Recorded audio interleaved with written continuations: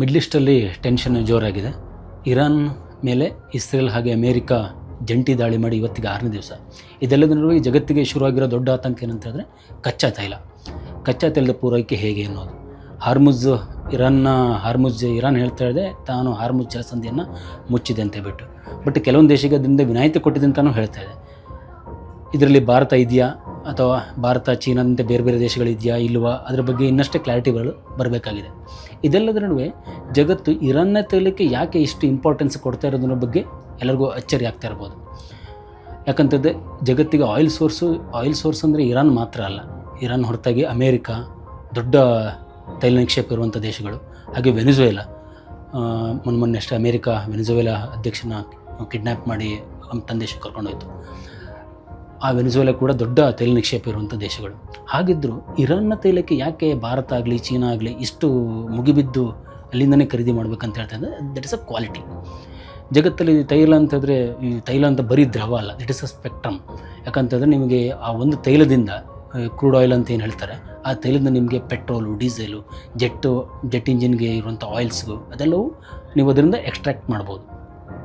So ಇದಕ್ಕೇನಾಗುತ್ತೆ, quality ಇರುವಂಥ ತೈಲಗಳು ಬೇಕಾಗುತ್ತೆ. ಇದರಲ್ಲಿ ಈ ಕ್ವಾಲಿಟಿಯನ್ನು ಡಿಸೈಡ್ ಮಾಡೋದು ಹೇಗೆ ಅಂತ ಹೇಳಿದ್ರೆ API ಅಂತ ಹೇಳ್ತಾರೆ. ಅದನ್ನು API ಗ್ರಾವಿಟಿ ಅಂತ ಅದನ್ನು ಹೇಳ್ತಾರೆ. ಈ API ಗ್ರಾವಿಟಿ ತುಂಬ ಈ ಅಮೇರಿಕದ ತೈಲಗಳೆಲ್ಲ ಅಮೇರಿಕಾ ವೆನಿಜುವೆಲಾ ತೈಲಗಳು ಹೆಂಗಂದರೆ ಸ್ವಲ್ಪ ಕ್ವಾಲಿಟಿಯಲ್ಲಿ ಕಡಿಮೆ ಇರುತ್ತೆ. ಯಾಕಂತಂದರೆ ಈ ವೆನಿಜುವೆಲಾ ತೈಲ ಅಂತೂ ತುಂಬ ಭಾರವಾಗಿರುತ್ತೆ. ವೆನಿಜುವೆಲಾ ತೈಲ ನಿಮಗೆ ತುಂಬ ದಪ್ಪ ಅಂದರೆ 16 ಡಿಗ್ರಿ API ಅಂತ ಬರುತ್ತೆ. ಇದನ್ನು ಸಂಸ್ಕರಣೆ ಮಾಡಲಿಕ್ಕೆ ಹೆಂಗೆ ಅಂತ ಹೇಳಿದ್ರೆ ನಿಮಗೆ ದೊಡ್ಡ ದೊಡ್ಡ ಯಂತ್ರಗಳು ಬೇಕಾಗತ್ತೆ. ಆಮೇಲೆ ಆ ಥರ ರಿಫೈನರಿಗಳು ಇರಬೇಕಾಗತ್ತೆ. ಸೊ ಇಂಡಿಯಾದಲ್ಲಿ ಆ ಥರದ್ದು ವ್ಯವಸ್ಥೆಗಳಿದೆ. ವೆನಿಜುವೆಲಾ ತೈಲಗಳನ್ನ ಅಷ್ಟು ಈಸಿಯಾಗಿ ರಿಫೈನ್ ಮಾಡುವಂಥ ಯಂತ್ರೋಪಕರಣಗಳು ಇಂಡಿಯಾದ ರಿಫೈನರ್ಸ್ಗಳಲ್ಲಿ ಇಲ್ಲ. ಇನ್ನು ಅಮೇರಿಕಾ ತೈಲ ಹೇಗೆ ಅಂತ ಹೇಳಿದ್ರೆ 40 ಡಿಗ್ರಿ API ಇರುತ್ತೆ. ಇದು ನೋಡಲಿಕ್ಕೆ ಶುದ್ಧವಾಗಿ ಕಾಣುತ್ತೆ ನಿಮಗೆ. ಬಟ್ ಯುರೋಪ್ ಮತ್ತು ಏಷ್ಯಾದ ರಿಫೈನರಿಗಳಲ್ಲಿ ಈ ತೈಲಗಳು ಅಷ್ಟಾಗಿ ಒಗ್ಗೋದಿಲ್ಲ. ಇದು ರಿಫೈನ್ಗಳು ಪೂರ್ಣ ಅಂದರೆ ಇದು ಅಮೇರಿಕದ ತೈಲಗಳಿಂದ ನಾವು ಈಗ ಕ್ರೂಡ್ ಆಯಿಲಿಂದ ಎಷ್ಟು ಎಕ್ಸ್ಟ್ರಾಕ್ಟ್ ಮಾಡೋದು ಅಷ್ಟನ್ನು ಪೂರ್ಣ ಪ್ರಮಾಣದಲ್ಲಿ ತೊಗೊಳ್ಳಿಕ್ಕೆ ಸಾಧ್ಯ ಆಗೋದಿಲ್ಲ. ಇನ್ನು ಇರಾನ್ ಏನಂತ ಇರಾನ್ ತೈಲಗಳಿರುವಂಥ ಮ್ಯಾಜಿಕ್ ಏನು ಅಂತ ಹೇಳಿದ್ರೆ ಇದು ತುಂಬ ಲೈಟಾಗಿರುತ್ತೆ. 33 to 36 ಡಿಗ್ರಿ API ಗ್ರಾವಿಟಿ ಅಂತ ಹೇಳ್ತಾರೆ ಅದನ್ನು. ಯಾಕಂದರೆ ಇದರಿಂದ ನೀವು ಅತ್ಯಂತ ಈಸಿಯಾಗಿ ಪೆಟ್ರೋಲು, ಡೀಸೆಲು ಹಾಗೆ ರಿಫೈನರಿಗಳಿಗೆ ಬೇಕಾದ ಎಲ್ಲ ಉತ್ಪನ್ನಗಳನ್ನು ನೀವು ಅದರಿಂದ ತೊಗೊಳ್ಬೋದು.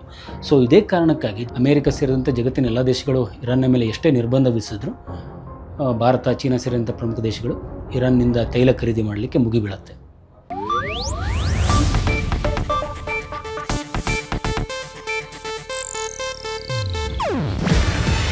ಇದು ಏಷ್ಯಾನೆಟ್ ನ್ಯೂಸ್ ನೆಟ್ವರ್ಕ್ ಪ್ರಸ್ತುತಿ. ನೀವು ನೋಡ್ತಿದ್ದೀರಾ ಏಷ್ಯಾನೆಟ್ ಸುವರ್ಣ ನ್ಯೂಸ್.